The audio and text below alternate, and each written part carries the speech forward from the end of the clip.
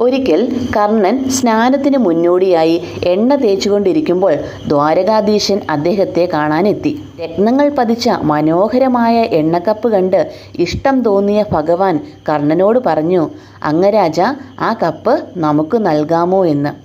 ഇടത് കൈയിലിരുന്ന ആ കപ്പ് കർണൻ ഉടനെ തന്നെ അദ്ദേഹത്തിനു നേരെ നീട്ടി.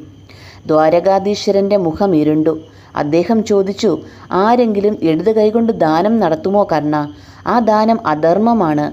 മനസ്സില്ലാ മനസ്സോടെ ദാനം ചെയ്യുന്നവരാണ് അപ്രകാരം ചെയ്യുന്നത്."